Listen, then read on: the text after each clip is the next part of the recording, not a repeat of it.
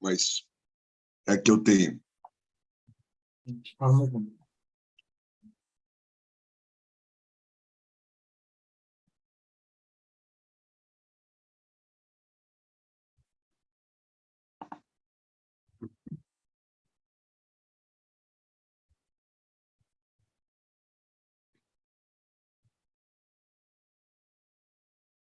Bom, queria saudar todos e todos.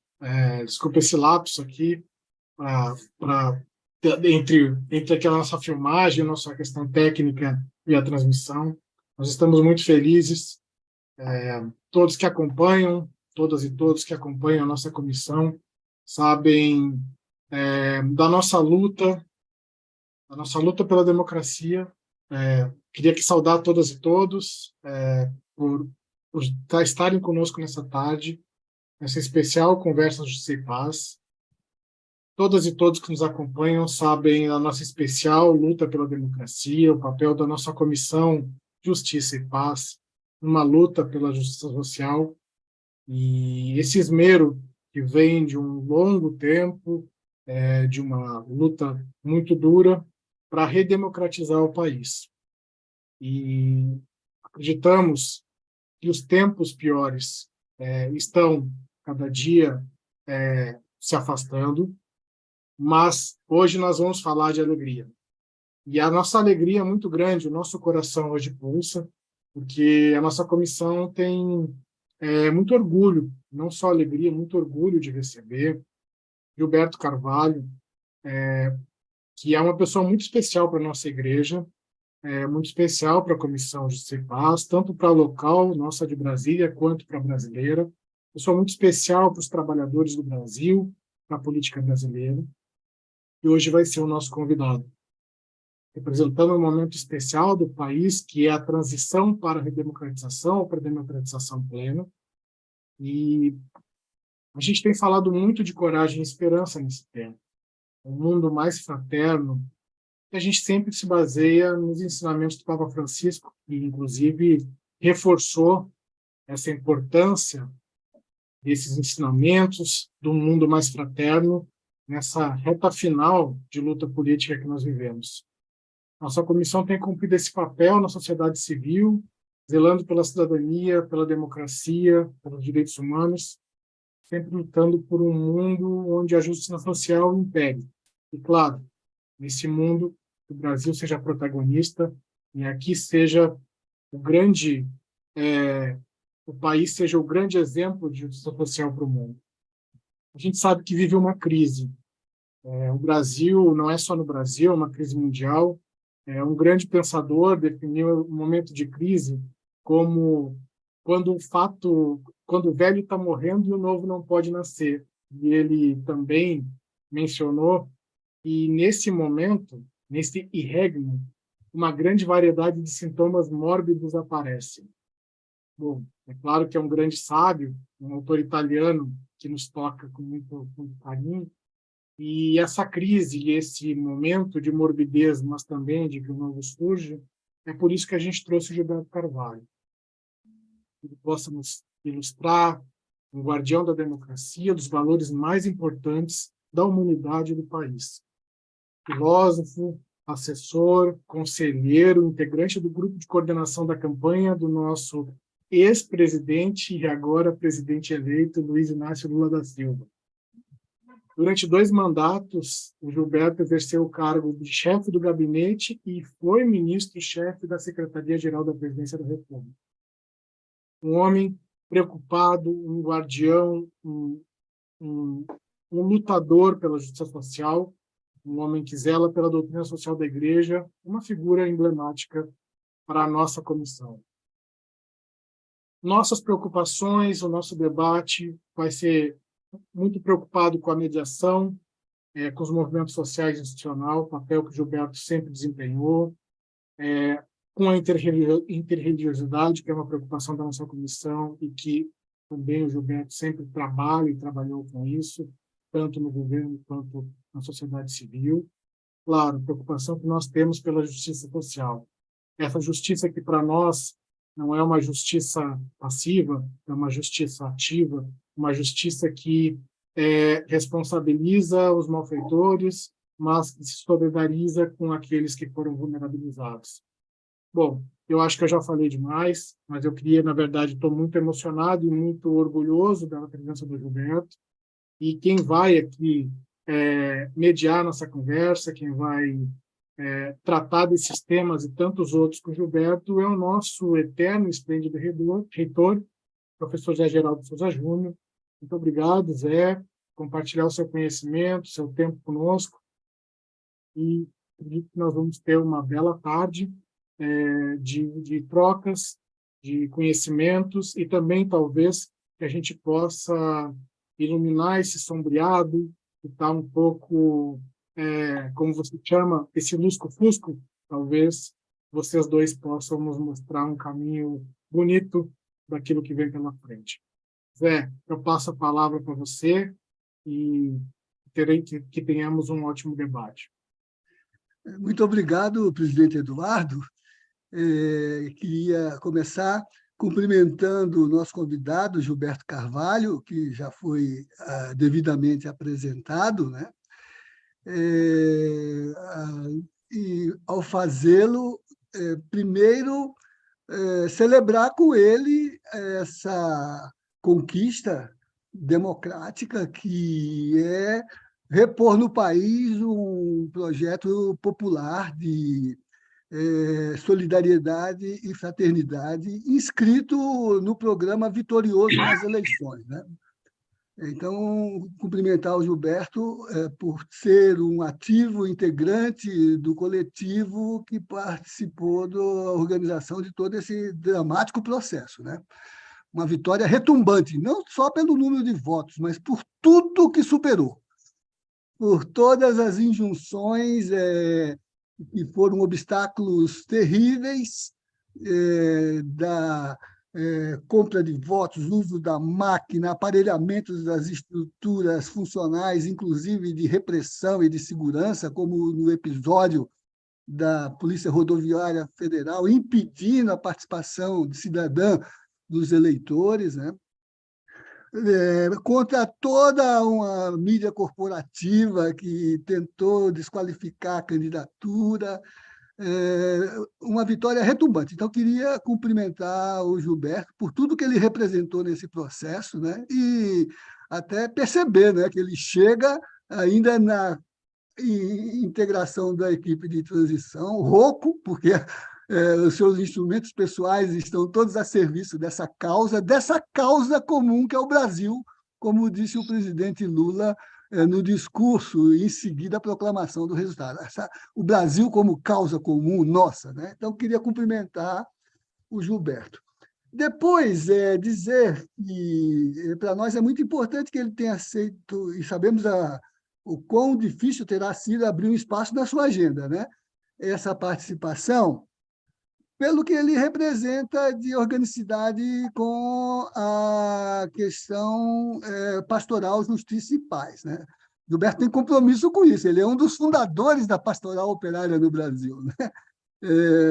Ele tem compromisso com isso. E, portanto, é uma voz que traduz entre nós, cristãos, católicos, essa dimensão da política transformada em estratégia evangelizadora. Como diz o Papa, ela se constitui uma dimensão sublime dessa estratégia. Ele diz isso na Evangelii Gaudium, né? Então, o Gilberto, com todas essas credenciais, é um importante tradutor. E, por isso, Gilberto, nós escolhemos como tema deste encontro o Brasil se reencontra com o Brasil. Diálogo para a Justiça e Paz. Esse título está, primeiro, na plataforma vencedora nas eleições. Depois, porque o presidente Lula, nesse discurso a que me referi, foi taxativo de que não há dois Brasis.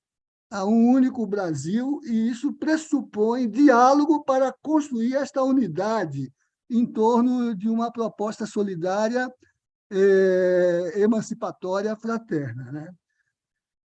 E o nosso cardeal, Dom Paulo César Costa, desde que assumiu o episcopado em Brasília, tem colocado o diálogo, ele que ocupa funções importantes nos dicastérios do Vaticano, né?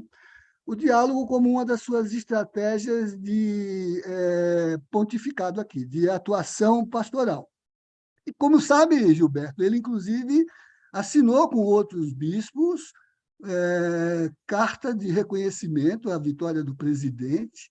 Naquele momento, em seguida, né, o resultado, quando ainda assistimos mobilizações, inclusive de católicos, de cristãos, né, insurgentes nesse aspecto. E, mais que isso, o cardeal foi ao Planalto e instou para que o presidente fosse civilizado do ponto de vista de reconhecer o resultado da eleição e receber a representação da presidência eleita, né? O que acabou acontecendo, não com o presidente Lula, mas o presidente Bolsonaro recebeu o vice Alckmin, que coordena a transição. Então, essa condição do diálogo é importante para que o Brasil possa reencontrar o Brasil. E, de sua parte, sendo tão orgânico na construção desse projeto, a sua experiência política nos mandatos anteriores foi sempre de um mediador para o diálogo de governo com sociedade civil. Então, nós achamos que muito do que representa instalar, né, uma atuação que integre o Brasil, que faça o Brasil se reencontrar com o Brasil, é saber dialogar com as suas forças vivas, as suas forças sociais, os protagonismos dos movimentos sociais, né, próprio da democracia participativa que você ajudou a construir no seu ministério. E aí a expectativa é de como isso vai se inserir. O presidente tem dito que não quer uma experiência requentada, quer um outro governo, mas ele também falou que quer preservar aquela metodologia de participação que foi tão cara ao mandato que você exerceu 3 vezes como ministro, né? Então, conversar um pouco com você sobre esse horizonte, esse momento delicado que estamos vivendo, mas rico, né? Você que foi o grande negociador com as organizações e com os movimentos sociais, não só para questões corporativas, questões salariais, mas para a formação das agendas político-institucionais, né, que ativam esses instrumentos de participação, né? Então, como será isso? E também, com a sua formação, Gilberto, uma questão que percorreu todo o momento da luta eleitoral, que são as relações interreligiosas, né? Nós sabemos que o Estado democrático é um Estado secular e laico, e isso é um valor conquistado e defendido pela própria Igreja. Mas nós sabemos também que a religião pode contribuir com o Estado e com o direito e com a formação de agentes públicos que podem expressar a sua fé, mas dentro dos limites do Estado secular laico, respeitando as balizas adotadas pelo Estado democrático de direito, né? E aí, ver como é que nós vamos lidar com essa questão que foi muito interferente, ainda, há bancadas de fundamento religioso, há demandas até, de certo modo, negociais do ponto de vista da força política de agentes confessionais, né, que operam com teologias que aceitam esse jogo da prosperidade, né? E a preocupação, né, de como essas questões, que não ficam reduzidas só ao campo universitário dos estudos de teologia, né, não ficam confinadas no âmbito acadêmico, mas elas também pertencem e dizem respeito a interesses de governo, de igrejas e de comunidades religiosas, porque numa sociedade democrática a religião é um bem público. Ela não pode ser um instrumento da política, mas ela é fundamental para o exercício do debate e do diálogo que se estabelece na esfera pública, em que os governos têm um papel importante, né? Então, você é livre para nos passar, enquanto cristãos, enquanto católicos, o que se apresenta para nós hoje, né? O que nos incumbe para esse diálogo, como nós podemos nos mobilizar, né? Como nós devemos sair desse acampamento insano aí nas portas dos quartéis para, nas nossas comunidades, nas nossas paróquias, atuarmos com a autonomia da convicção religiosa, porém, entendendo que a política é fundamental para uma sociedade solidária e fraterna. Então, você se sinta à vontade, né, para cumprir essa atribuição de dialogar com o seu povo, a sua comunidade, a sua história, né? Mas também contribuir para que esse diálogo possa ser incorporado por nós nos ofícios, dos serviços que têm compromisso com a fé e com a política, né? Como a Comissão Justiça e Paz, e como, aparentemente, o nosso cardeal Paulo César está se tornando aberto e favorável, né? Nós temos programas de rádio, temos programas de comunicação importante em jornais, e essa própria conversa, né? E é uma alegria poder ter, né, para diálogo nesse sentido, alguém com seu percurso, com a sua trajetória, com a sua competência, com a sua experiência e com a sua influência, né? Você certamente não está nem se manifestando sobre a composição funcional do governo, né? Mas, evidentemente, como existem bispos impectores, deve ter ministros impectores. Você certamente é um ministro impectores. O espaço é seu, Gilberto. Se a gente sentir necessidade aqui e ali de pontuar algo, ou surgir alguma questão, a gente interfere, mas fique livre para expor seu pensamento, pensando um pouco no que é nossa intenção, né, em fazer dessa conversa um encontro muito pedagógico, né, que mobiliza a comunidade cristã para os compromissos éticos com a fé e com a política.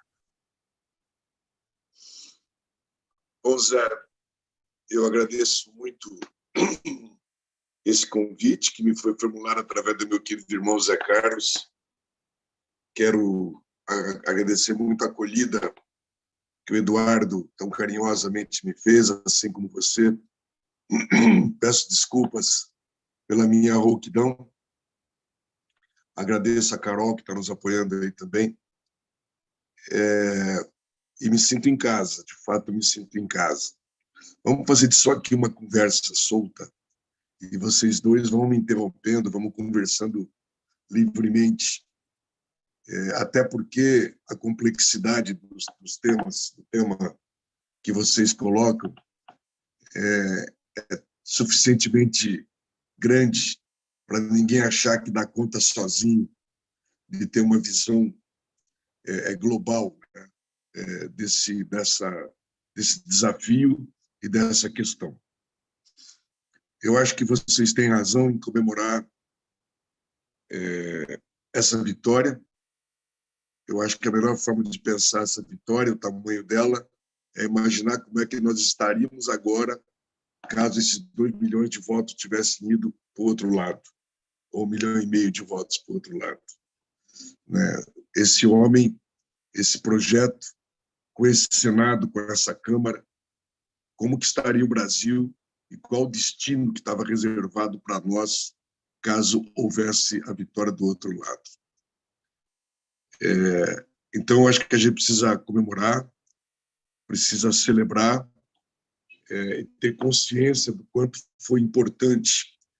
E eu destacaria aqui três questões nesta vitória. Uma delas é essa aliança que se formou, e a vitória só foi possível por causa desta aliança, que além de envolver partidos de um amplo espectro da política brasileira, envolveu muito a sociedade, muito as entidades, muitos movimentos sociais, e um sentimento quase de salvação nacional tomou conta e foi, a meu juízo, muito importante para a para a nossa vitória, de sorte que não é uma vitória do PT ou só do Lula, é uma vitória muito ampla e de larga participação, o que, de alguma forma, também determina um caminho e uma responsabilidade.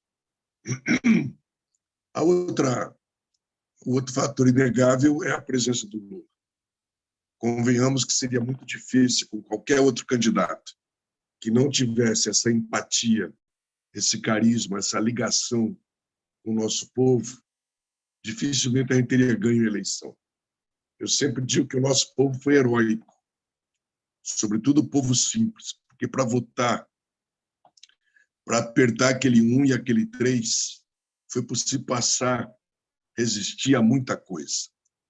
As pressões dos patrões, as pressões, infelizmente, de muitas lideranças de igreja que transformaram o voto no 13 num pecado, as pressões da onda, que, sobretudo no segundo turno, se verificou, das fake news e a sua capacidade psicossocial de influenciar as pessoas. Então, nós temos que reverenciar o nosso povo por essa coragem. E o terceiro fator, sem dúvida nenhuma, foi a nossa militância.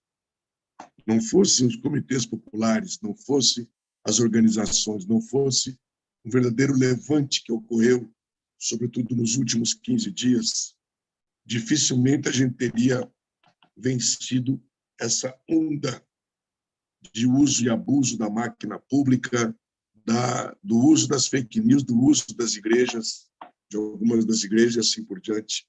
Então, eu reputo como muito importante, né? E, sobretudo, eu destacaria o papel dos jovens. Jovens que não pertencem a nenhuma organização, a nenhuma juventude organizada, mas que vieram, foram, brigaram, lutaram e fizeram um papel lindo, extraordinário nessa questão, nessa eleição. E o espectro dessa vitória, como eu já disse, projeta também uma responsabilidade que é justamente, para mim, a grande pergunta. Como é que nós vamos fazer com que essa energia maravilhosa que brotou, essa confluência de valores e de energias, não se recue, não volte para casa tristemente, de novo deixando que a burocracia apenas, ou que o institucional toque o projeto, mas se transforme numa força dentro de uma turbina capaz de propulsionar um salto necessário que nós temos que fazer, que realizar nos próximos anos. Até porque a fotografia do Brasil que sai das eleições é uma fotografia dura. Além dos 50% quase de votos que eles tiveram, não esqueçamos da cara do Congresso, da cara da Câmara e, sobretudo, do Senado. O Senado, com Damares, Magno Malta, Moro e outras tragédias, reflete um Brasil complexo, difícil. E esse movimento que ocorreu, que está ocorrendo ainda, do trancaço das vias, das mobilizações, dos acampamentos, eu convido a gente a não rir disso e não subestimar, porque isso é o sintoma, mais do que o sintoma, é o sinal de uma realidade com a qual nós conviveremos no próximo período. Ou seja, se antes a gente estava acostumado a lidar com uma direita que era poderosa em termos de recursos financeiros, de máquina e de recursos de comunicação, agora acresce-se a esses três elementos um novo elemento, que é uma militância. Uma militância grave, porque ela reúne os elementos dos valores de uma nova forma de fascismo, nazismo, os valores de um fundamentalismo muito perigoso, e eu diria mais, os valores de uma picaretagem, no sentido mais amplo do termo, no sentido da desonestidade, da falta de qualquer limite do ponto de vista de escrúpulo, de consciência e assim por diante. Isso também nos faz lembrar de novo do que nos livramos, porque essa mentalidade, são esses valores trágicos que estariam governando o Brasil a partir de 23, reforçado, legitimado, como já foi dito, e do qual nos separamos. Eu estou acentuando isso para dizer o seguinte: não dá para jogar parado, não dá para imaginar um governo que apenas cumpra o seu papel de realizador. Esse governo tem que ser acompanhado de um grande movimento cívico, de um grande movimento cidadão que faça o país avançar no quê? Numa consciência, num processo de resgate não apenas material, econômico, que é fundamental naturalmente, mas também social, cultural, político da nossa gente. Quando eu analiso os nossos governos anteriores, sem deixar de reconhecer que foram governos muito virtuosos, eu sempre digo que, infelizmente, nós conseguimos fazer, de um lado, um avanço muito meritório, e nada mais meritório do que tirar a fome, do que afastar a miséria, do que dar um mínimo de dignidade para as pessoas. Nós permitimos romper aquele subconsumo trágico que havia humano e demos às pessoas oportunidades muito importantes. Mas nós não conseguimos fazer o que nós precisamos fazer agora, que é fazer tudo isso, mas com um traço, uma marca de um governo pedagogo, de um governo capaz de fazer um processo de reflexão, de educação massiva, popular, que permita com que as pessoas, a partir de cada conquista material, compreendam e se sintam partícipes de um processo de construção da nação, de reconstrução da nação. E tudo isso partindo de um terreno muito mais complexo do que foi em 2003. Em 2003, nós tínhamos uma nação com posições políticas diferentes, mas as famílias não estavam cindidas, o ódio não estava solto nas ruas, ninguém deixava de falar com aquele primo, aquele irmão, aquele cunhado, porque ele tinha uma posição política ou porque ele tinha uma religião diferente da nossa. Isso entrou, é preciso ter clareza disso. Esse fenômeno cultural entrou para dentro da vida das pessoas, das famílias, das relações, em toda a sua amplitude.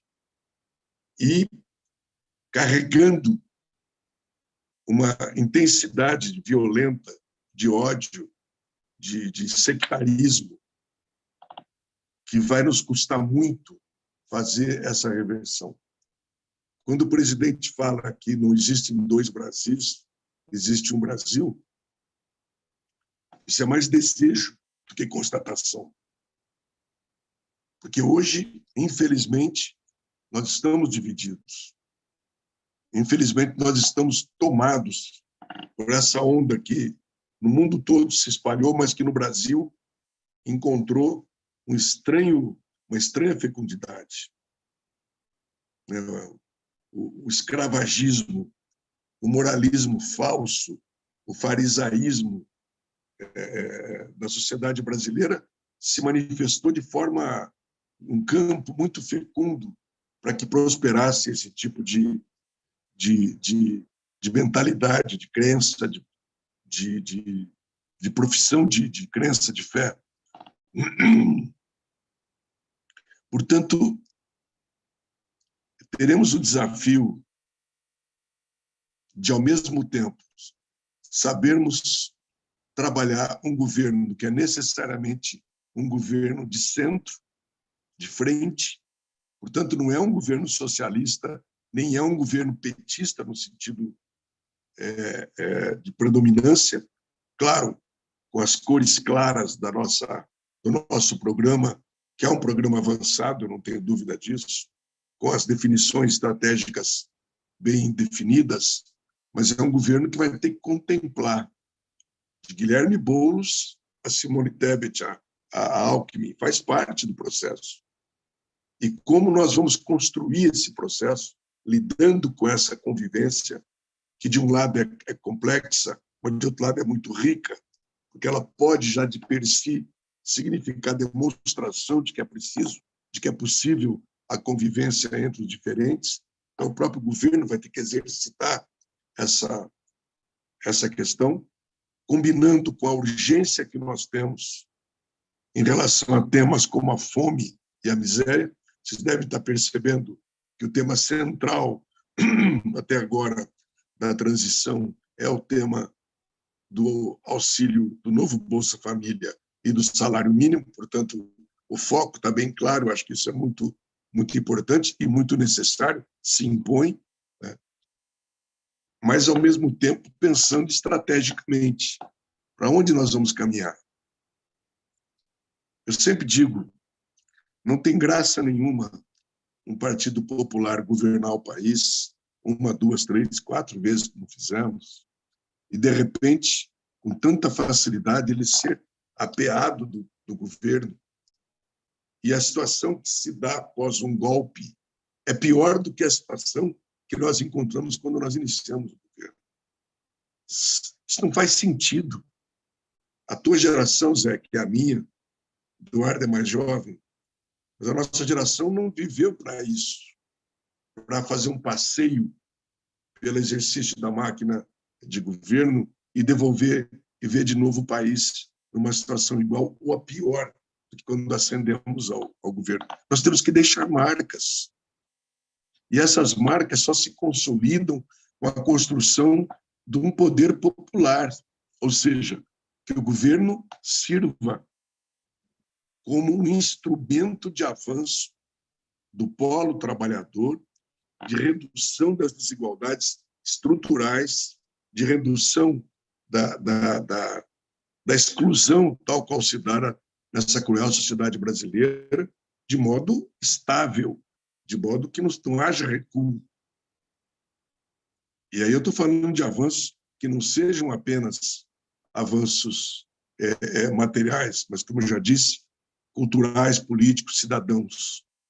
É muito triste para nós, que vivemos de 2003 a 2010, até 12, 13, quando o nosso governo ainda estava, já com a Dilma, estava caminhando bem, ver que, de repente, tudo isso foi tão facilmente anulado e sem resistência popular.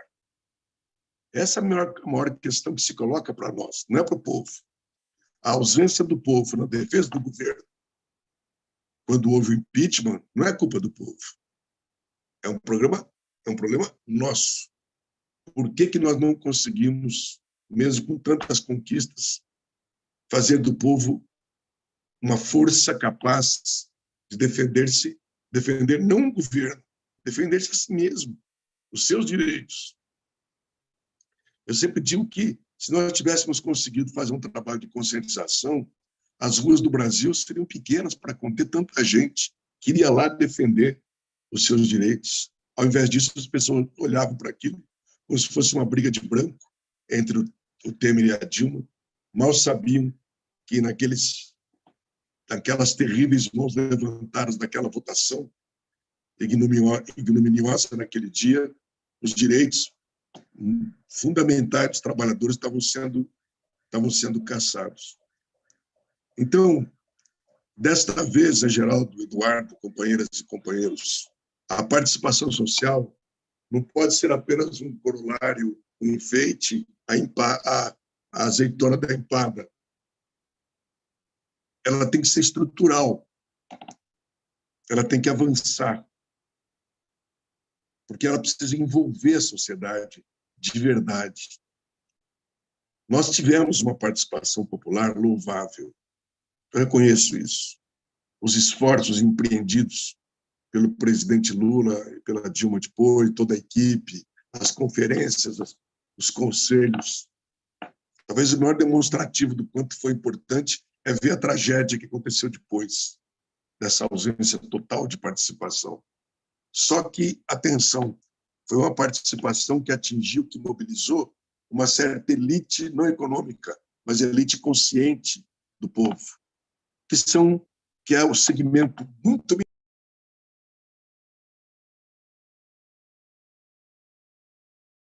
grande questão que se coloca agora, e não é de resposta, é como é que nós vamos mobilizar aquele cidadão que nunca participou de nada, que não tem informação, pelo contrário, está iludido pelas mentiras todas.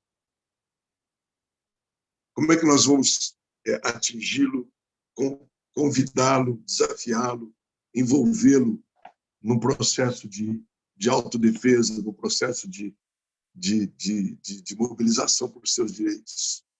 Esse é um desafio que esse governo precisa se impor, porque eu vejo aí a única forma real, de um lado, de que essa grande energia vai empurrar o processo da conquista dos direitos, que não será fácil. A máquina sozinha, o próprio Lula e o executivo abandonado apenas a governabilidade institucional, não conseguirá, de fato, não conseguirá fazer avançar qualquer processo de reforma mais séria. A correlação de forças atual impede isso. A cara desse Congresso, as forças econômicas, vocês estão vendo o que aconteceu ontem? Bastou o Lula dizer que não ia se preocupar com o teto para poder fazer o Bolsa Família, o tal do mercado fazer aquele escândalo que fez. E o Lula fez bem em dizer que mercado sensível esse, né? Que loucura. Mas é assim que funciona. Para enfrentar esse bicho, que é o capital, para enfrentar essa dominação histórica, secular que nós temos, não dá para se conter apenas nos limites da força que a gente tem dentro da instituição. Nós precisamos criar um movimento nacional amplo.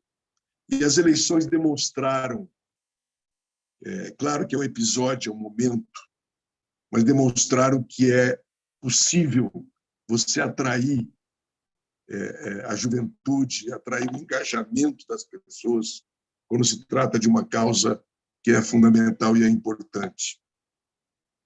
Vamos criar ou não grandes, amplos movimentos, por exemplo, na juventude, chamando essa juventude universitária, por exemplo, a ir para a periferia, a fazer um grande processo de realfabetização do nosso povo, no sentido de romper o analfabetismo funcional agora, né, e fazer um processo de conscientização. Vamos ter capacidade ou não de chamar pessoas não para os escaninhos da nossa burocracia, mas para movimentos cidadãos capazes de provocar uma dinâmica de reconstrução do Brasil ou não. Para mim, esse é o elemento fundamental que nós vamos ter que encarar. As medidas econômicas serão importantes, as medidas da infraestrutura, as medidas do social, todas são importantes.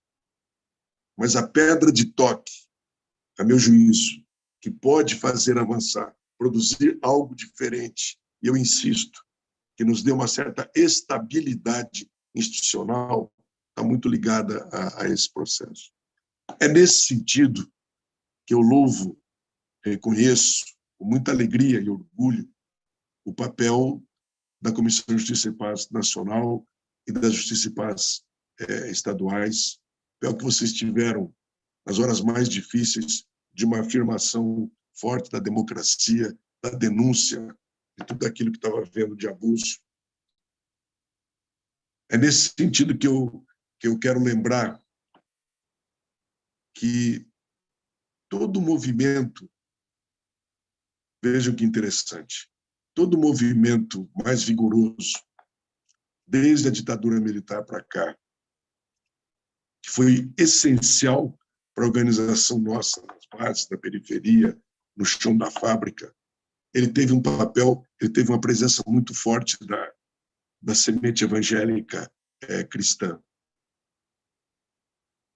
não haveria CUT, não haveria PT, não haveria MST, não fossem as comunidades de base, as pastorais sociais e esse fermento que ajudava desde o clube de mães, lá na periferia, até as associações de direitos humanos por esse país afora. Tragicamente,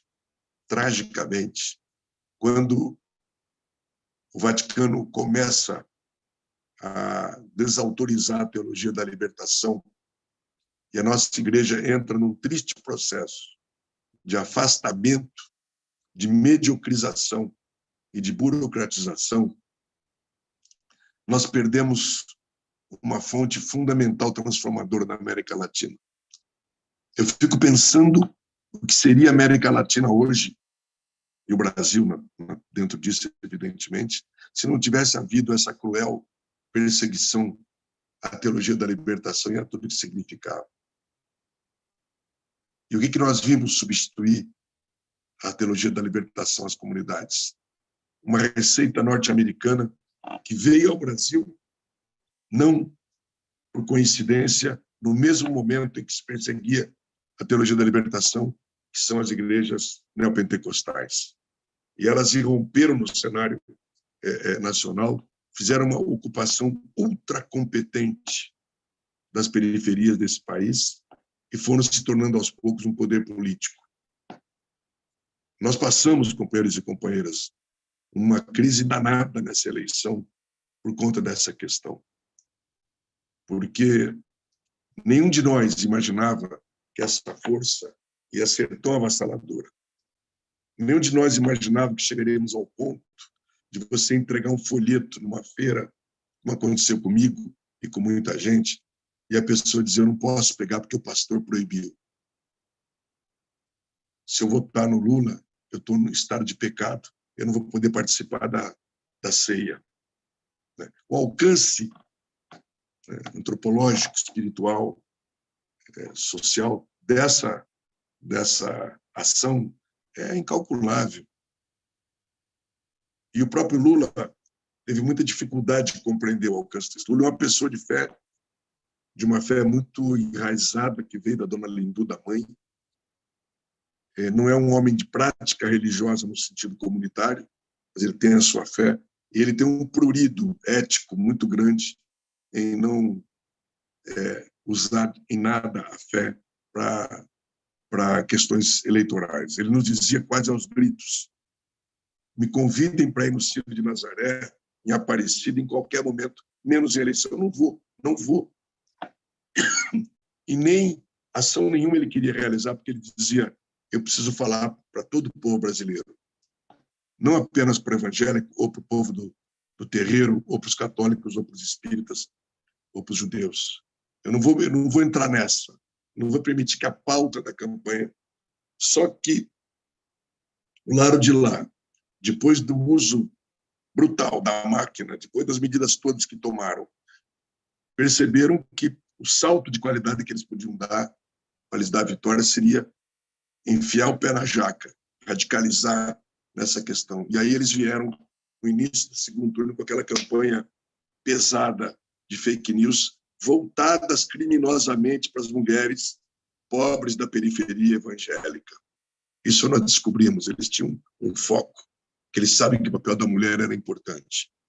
E, ao mesmo tempo, juntaram as lideranças importantes para determinar a pregação dentro das igrejas. Só aí é que nós nos demos conta que a gente precisaria fazer alguma coisa, e mesmo quase que a revelia do presidente Lula, nós fizemos um processo de mobilização que foi pequeno, mas que, a meu juízo, foi fundamental para conter uma onda que estava... Eu estou citando esse episódio não apenas para lembrar, mas é para ver o tamanho do desafio que ele coloca para nós. Porque nós, esquerda, subestimamos esse processo. E se eu critiquei a igreja pela mudança da orientação e pelo abandono da periferia, dos pobres realmente pobres, eu tenho que criticar a nós mesmos, a esquerda, porque nós também passamos progressivamente a confiar cada vez mais na força institucional, nos ocupamos cada vez mais de gerenciar máquinas ou gerenciar internamente a nossa burocracia, e fomos nos afastando desse povo. Fomos tomando uma distância grave, que passou a dificultar o processo de diálogo com essa gente. Eu não acredito que a gente vai mudar o Brasil se a gente não superar essa questão. O diálogo honesto, sério, com os evangélicos, e felizmente, a imensa maioria desse povo é um povo bom. Os pastores são pessoas que estão ali cuidando do povo a seu modo. São muitas vezes o único recurso que eles têm, na ausência do Estado, para ter uma identidade, para ter um apoio, para ter uma solidariedade e assim por diante. Nós, como esquerda progressista, mas nós, como governo, vamos ter que saber trabalhar isso em outras bases, que não seja esse fisiologismo praticado pelo Bolsonaro, nem a compra das lideranças que, infelizmente, se prestaram a esse tipo de prática. Fica um desafio enorme para a gente trabalhar, porque dói muito a alma. Dói muito a alma você ver um pobre lascado te dizendo que é pecado. Eles construíram um muro entre nós e esse povo. Nós vamos ter que superar isso. Nós escapamos por pouco.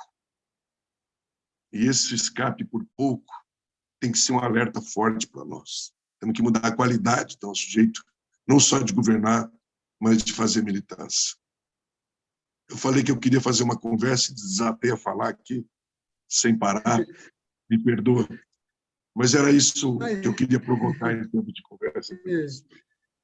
Mas, olha, havia grande expectativa em sua fala no YouTube. Muito grande a presença de gente que lhe admira, gente que está atenta ao que você diz, sabe a força da procedência da sua fala, né? Gente que está com boa impressão das questões que você traz. Por exemplo, o padre José Ivo, que é o padre Ivo Folma, lá da Unicinos, e aqui do OLMA, o Instituto, o Observatório Luciano Mendes de Almeida, né? Que é a está se paróquia que eu rejubilando frequento em Brasília, o Ivo é da...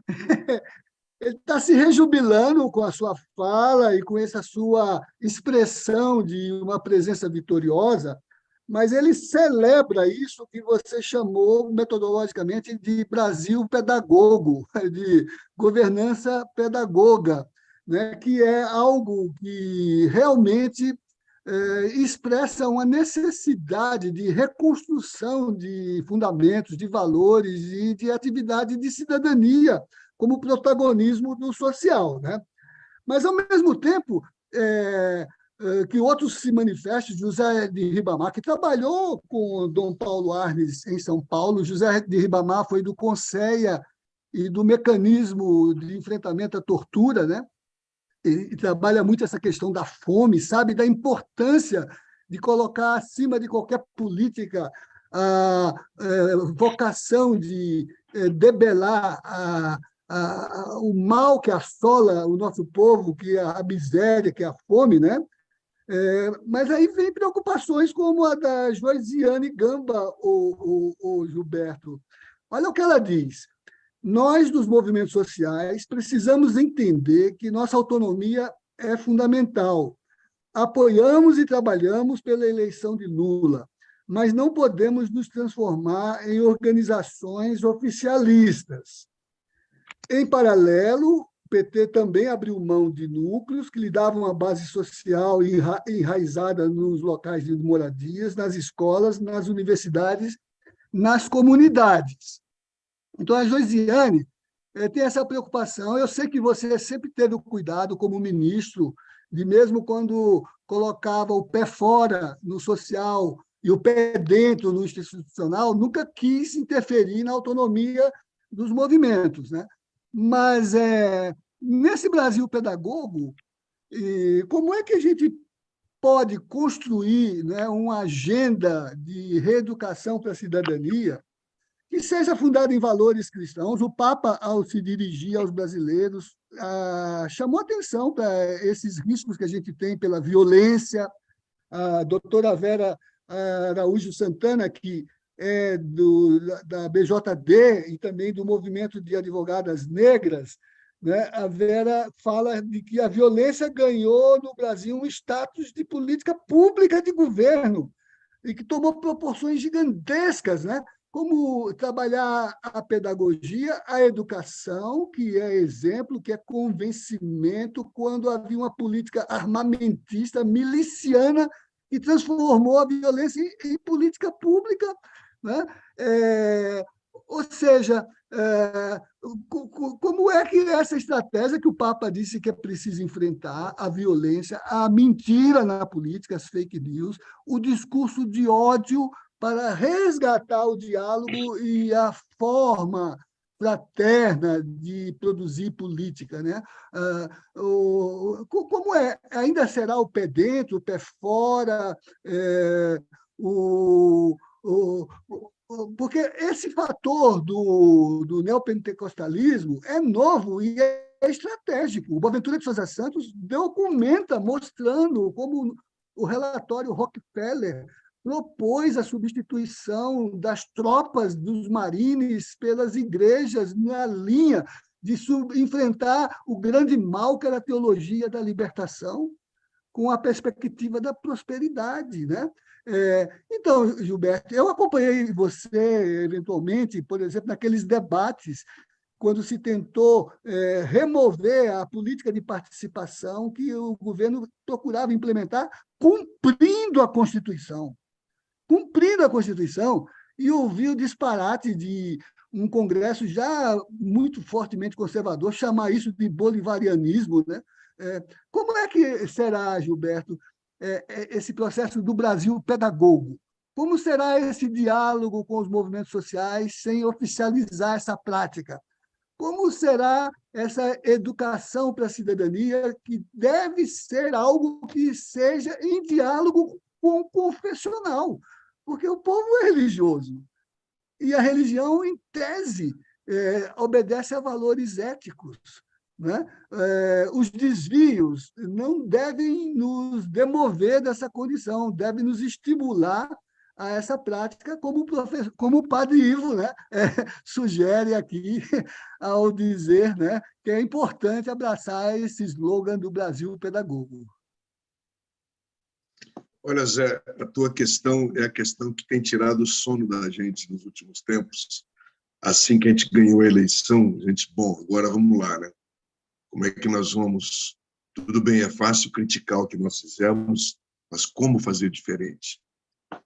De um lado, eu penso que é uma situação animadora para a gente, que é a cabeça como o presidente Lula está enxergando essa governança, esse processo que ele vai coordenar agora, né? Nesses dias, uma das primeiras iniciativas que ele tomou, falou com a gente, da assessoria, que assim que ele voltar do Egito, ele quer chamar o movimento sindical, o movimento popular urbano, o movimento popular do campo, e outros movimentos para conversar, né? Ele quer, de um lado, agradecer, ele disse, o apoio, e quer ver com eles como pôr em prática aquilo que no discurso da Paulista, depois da vitória, ele chamou de governar não apenas para o povo e pelo povo, mas com o povo, né? Ele já falou em orçamento participativo. Nós temos hoje os meios eletrônicos que podem nos dar uma bela contribuição, mas só pode se tornar realidade essa perspectiva dessa democratização real da ação de governo, se nós conseguirmos desatar, lançar um grande movimento na sociedade, se nós chamarmos a sociedade para formas as mais variadas de participação. Nenhum problema de manter as conferências, de manter os conselhos, são instrumentos que se mostraram eficazes. O decreto a que você se refere, e você participou, era apenas, como se mesmo disse, a consolidação, a tentativa de tirar apenas da informalidade legal, digamos, essa atitude e dar uma sustentação legal para esse processo. Bastou isso para eles fazerem aquela campanha terrível contra nós, já na perspectiva de 2013 e tudo que veio depois. Agora não vai ser diferente, não sejamos ingênuos. Eles percebem, a direita com muito mais força e raiva e ódio, ela vai vir para cima da gente. Mas nós temos que eu quero acentuar esse aspecto, não é uma questão acidental, não é uma questão supérflua, é uma questão essencial da construção dessa governabilidade popular. Então, se é através de comitês populares, se é através de formas novas com a juventude, de valorização, de abertura de canais para participação da cultura da juventude de periferia, por exemplo, se é através de uma confluência de vários movimentos, a gente não tem muito claro. O importante é criar uma dinâmica de portas abertas. O importante da parte do presidente, haver clareza disso, evidentemente com o cuidado de respeitar as autonomias da sociedade, evitar um aparelhismo, digamos, do governo, mas, ao mesmo tempo, ter ousadia nessas formas novas que nós podemos realizar, de formas de consulta, de plebiscito, de conselhos, de assembleias populares, enfim. Eu sinto que o importante é que o governo saia na frente afirmando essa posição. E eu espero que a própria criatividade popular, como já aconteceu em outros momentos, vai encontrar suas formas de concretizar esse processo. Então, eu quero insistir nisso. É fundamental a nossa atitude e fundamental o senso de ocupação que os movimentos sociais precisam ter também, no sentido de que, respeitando a autonomia, eles têm que vir por dentro, eles têm que lutar pela linha, porque é evidente que é um governo em disputa. Quando você tem um governo de frente, você tem um governo em disputa. Em qual linha que vai prevalecer? Nós vamos caminhar para um governo de terceira via ou para um governo que vai aprofundar as reformas e as conquistas populares? Como é que isso vai se dar? Então, eu acho que o importante é desatar logo esse movimento. Eu quero dizer a você que essa expressão que você cunhou do Brasil pedagogo está num rastilho aqui na rede, né? Gente que acompanha você há muito tempo, a Maria Socorro Salles Bezerra, né, que diz que tem saudades, né, e que ela diz que quer trabalhar sem parar para o Brasil pedagogo, porque esse é um bom texto para ser desenvolvido na linha da nossa capacidade de fé e política, né? E nessa linha, né, Margarida Onofre, que é agora da Pastoral Carcerária, e Padre Hernani, que está te mandando um grande abraço aqui, né? E também o José Osmar Dávila, que aprecia muito a sua análise, ele que é de Agudos, lá no Rio Grande do Sul, te manda paz, bem e axé. Né? Mas então, Gilberto, você fala dessa perspectiva e dessa penumbra, né, que a ideologização do processo traz, e que ela, às vezes, se apresenta na cortina de fumaça do chamado mercado, né? A economista, jornalista Mônica De Bolle, que é lá da Johns Hopkins, né, uma comentarista econômica muito importante, ela disse: quando teve a PEC Kamikaze, que foi a maior licença para gastar, o mercado nem se mexeu. Com o orçamento secreto, não fez nada, né? E agora se espanta com um conceito de que trabalhar por políticas de sustentabilidade, tanto do ponto de vista planetário, e por isso o mundo saudou o Brasil, né? Mostrou a saudade que tinha do Brasil, quanto internamente, na linha de pensar, como diz o presidente, que aplicar recursos para satisfazer a necessidade dos mais necessitados é investimento, não é gasto, né? O mercado fica como aquela plantinha malícia, malícia, que se fecha todo quando alguém lhe toca, né? É,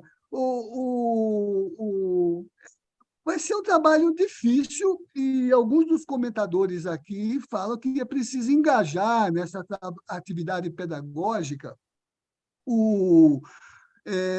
a mobilização de bons comunicadores, que apareceram agora durante a campanha, né? Se refizeram do ponto de vista dos seus compromissos sociais, numa comunicação de cidadania e não apenas de mobilização monetizadora, né? Ela sugere que engaje esse pessoal nesse processo. Mas, por outro lado, Gilberto, o que mais nos preocupa enquanto Comissão de Justiça e Paz para o diálogo é a questão mesmo da interreligiosidade, né? Porque você descreveu bem, né, essa situação que assusta, que atemoriza o participante comunitário nas paróquias, nas igrejas, né? E agora vimos com interesse, né, que os governadores já eleitos, né, estão entrando em contato com os bispos brasileiros, e a partir da campanha da fraternidade, da declaração do Papa para o Dia Mundial dos Pobres, que vai ser agora essa semana, né, já estão trocando dados para ativar a campanha da fraternidade, que é um instrumento muito importante para mobilizar as nossas consciências de fé e política na linha de se identificar com esse compromisso, que é político, porque é um programa de governo, mas é evangélico no sentido de que faz parte da proposta evangelizadora, faz parte do Padre Nosso, não é isso? Você já pensou, Gilberto, como construir um protocolo dessa interlocução com esse ambiente confessional, sempre preservando o lado laico, né, do Estado de Direito, né? Zé, você coloca questões da maior relevância, mais uma vez, te agradeço muito.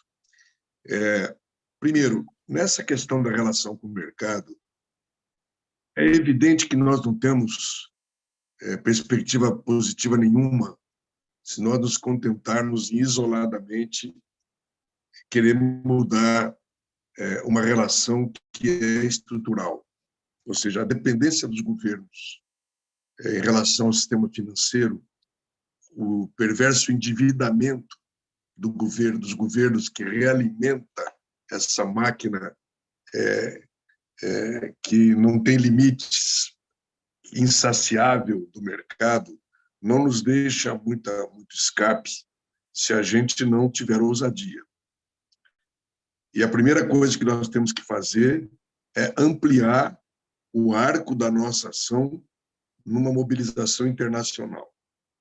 Nós estamos, na América Latina, felizmente, com vários governos que têm uma linha progressista.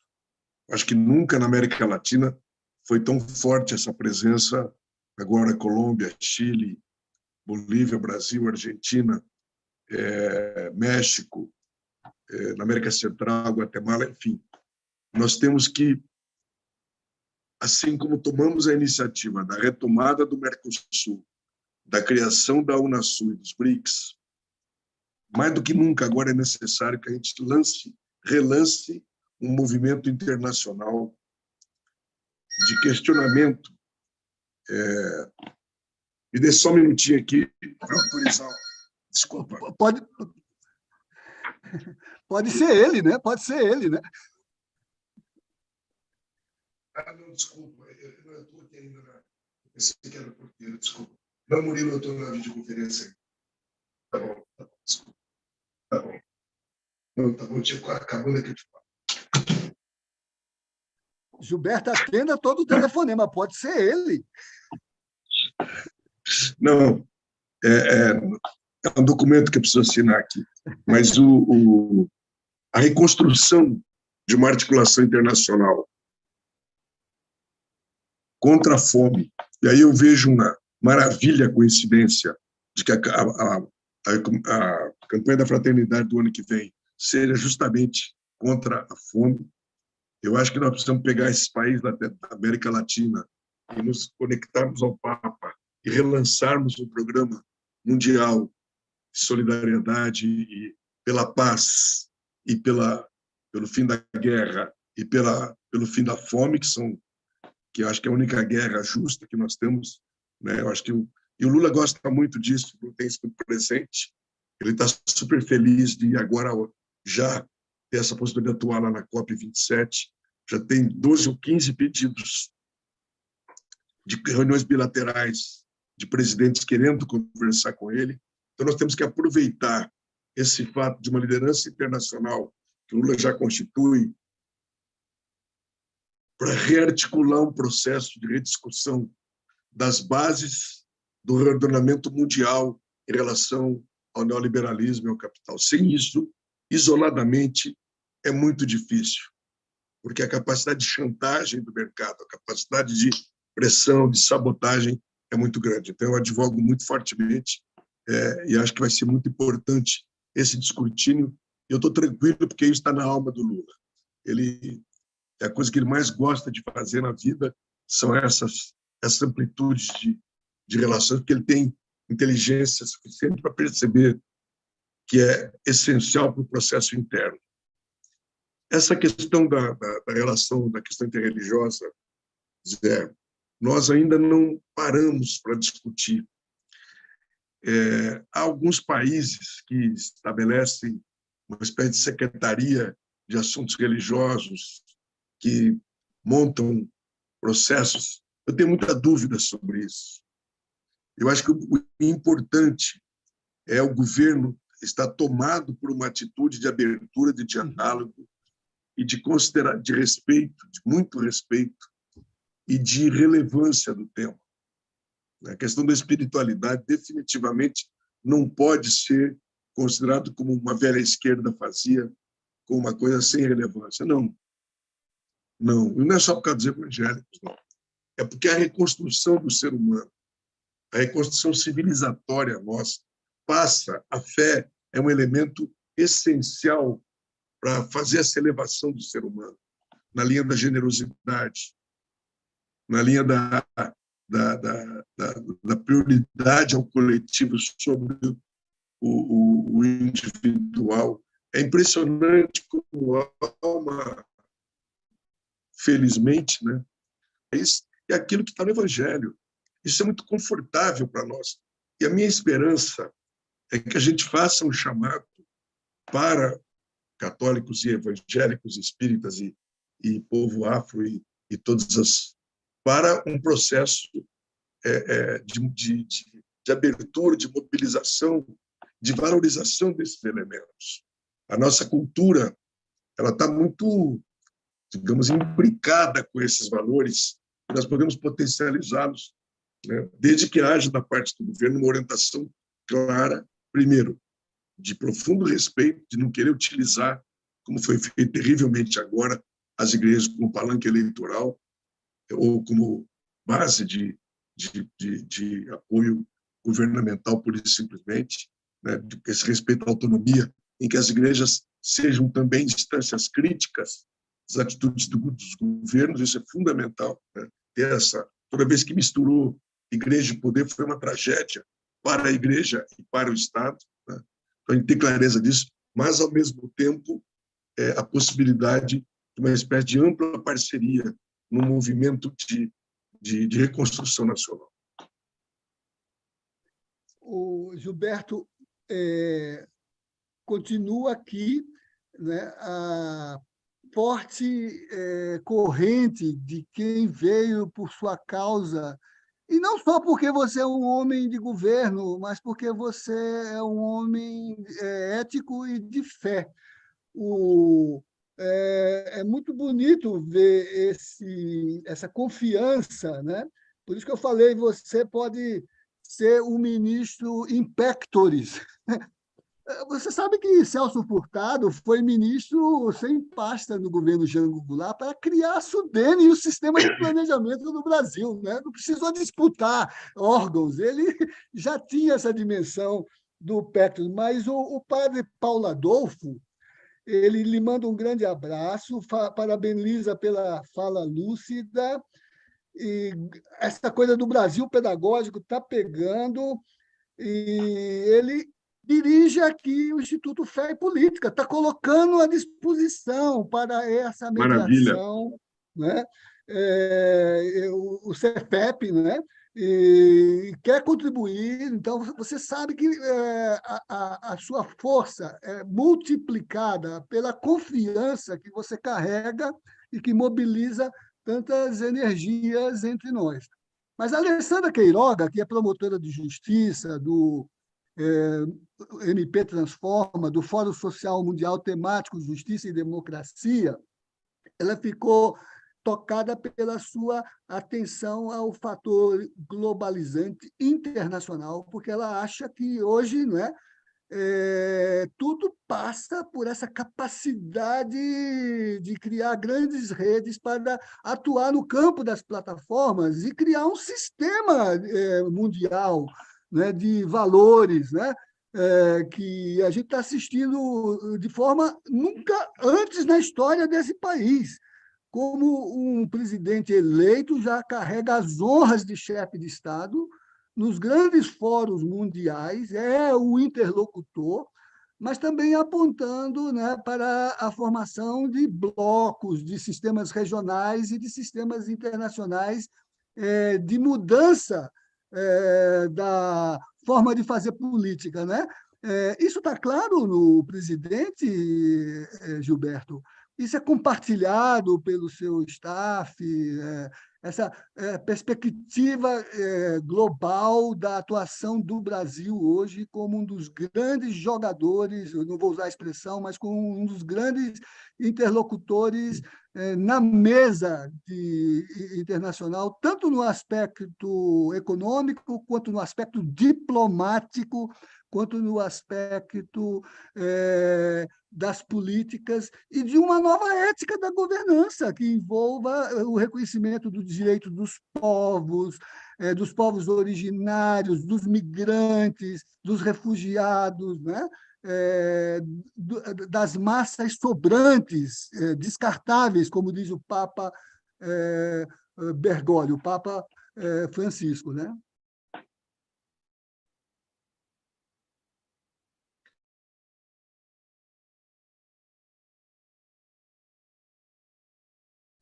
Eu não tenho nenhuma...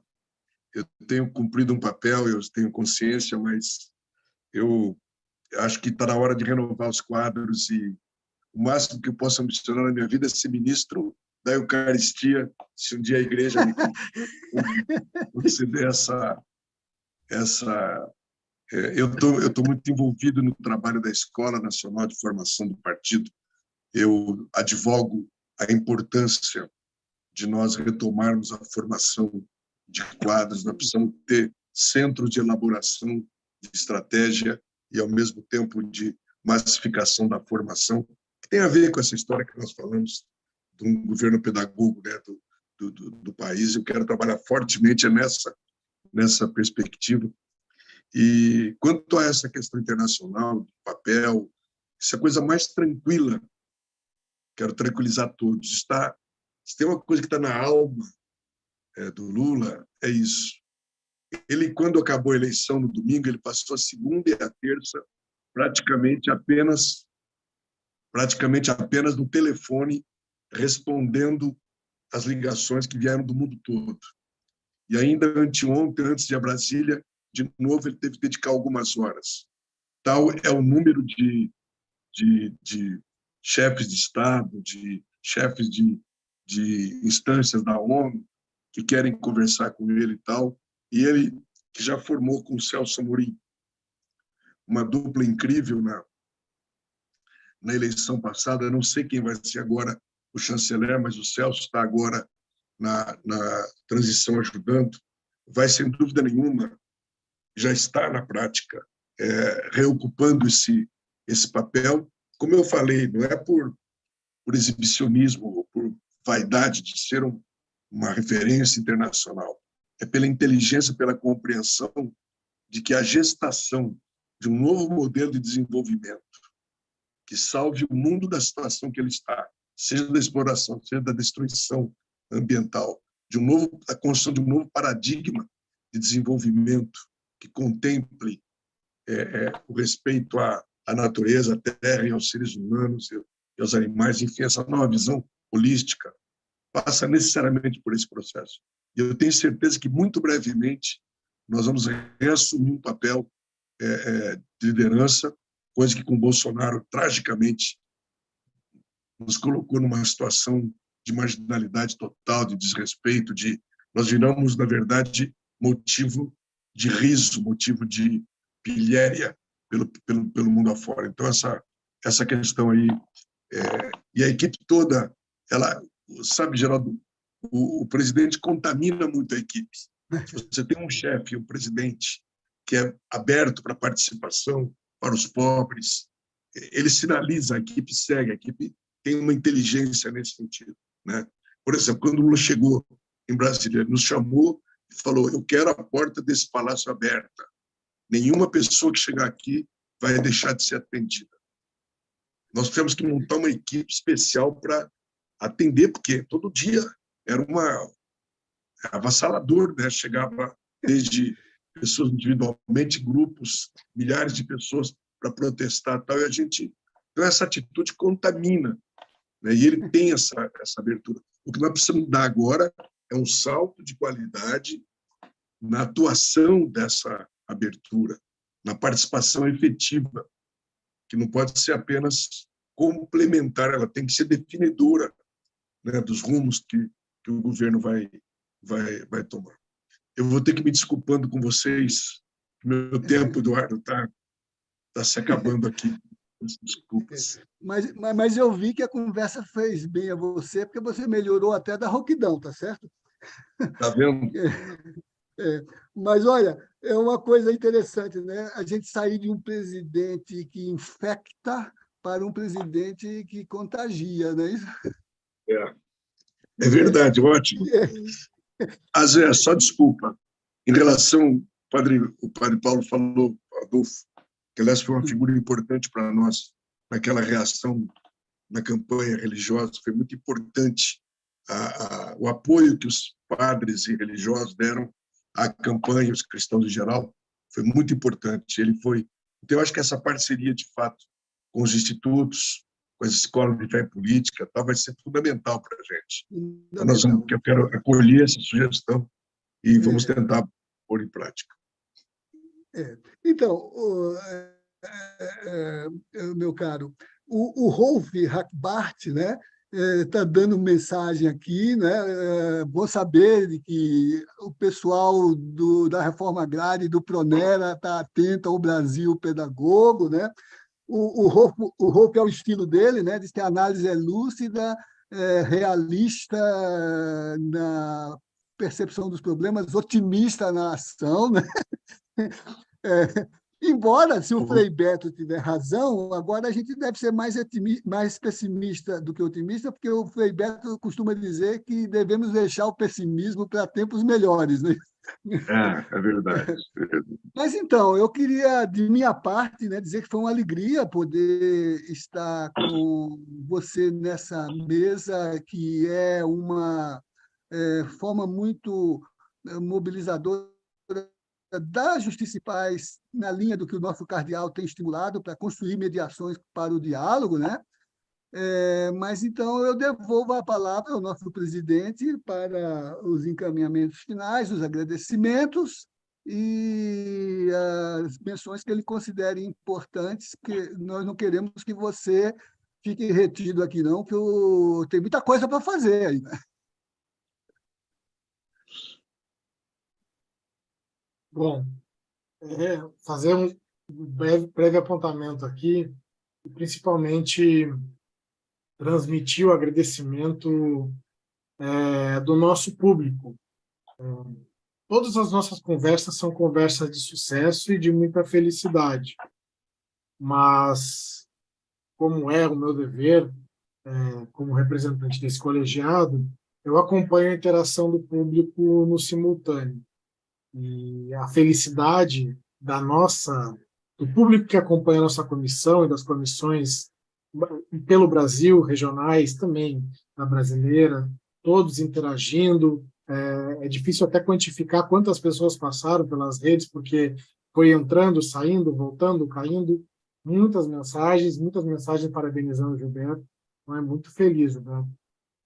Eu vou devolver a palavra para você, para fazer as suas considerações finais, mas, de pronto, não só mencionar que essa casa é sua, estamos à disposição, como sempre estivemos, e você sabe, para todas as lutas, para todas as bandeiras e para todas as acolhidas, e sempre que você quiser voltar para dialogar com o nosso público e conosco, será sempre um grande prazer e um grande orgulho. Então, se você quiser deixar uma mensagem para o nosso público e fazer umas considerações finais, lhe agradeço muito. Bom, Eduardo, eu quero mais uma vez agradecer o convite, um abração no Zé Carlos, agradecer muito, Zé Geraldo, muito agradável dialogar com você, porque você levanta questões muito interessantes, muito obrigado.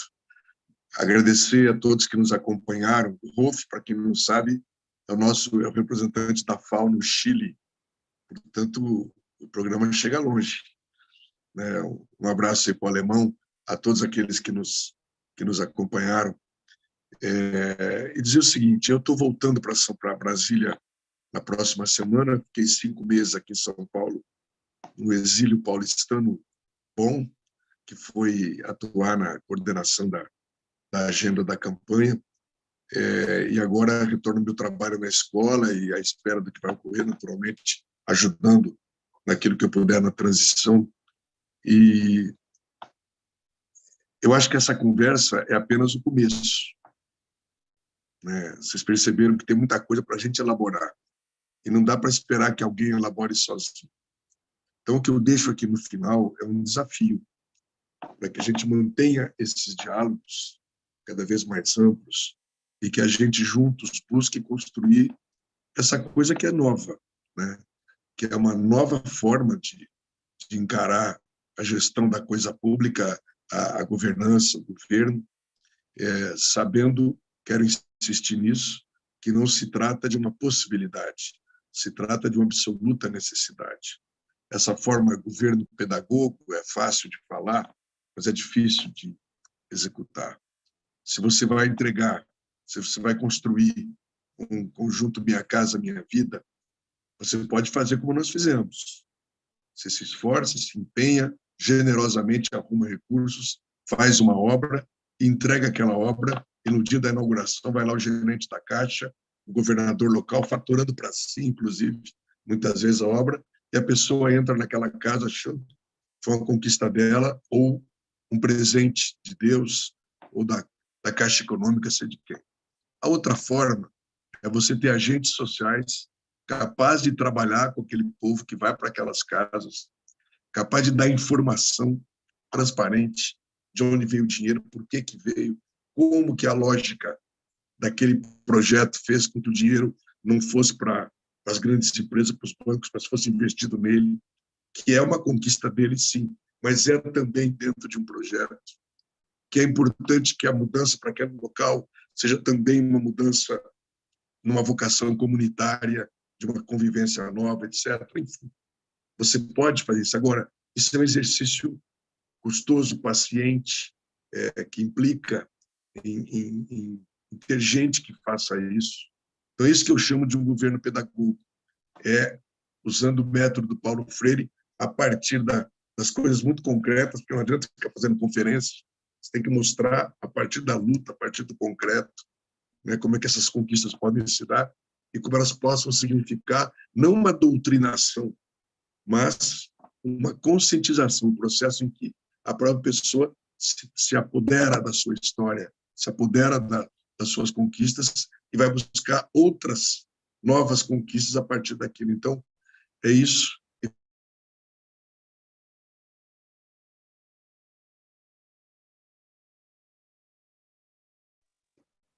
É um processo complexo Gilberto,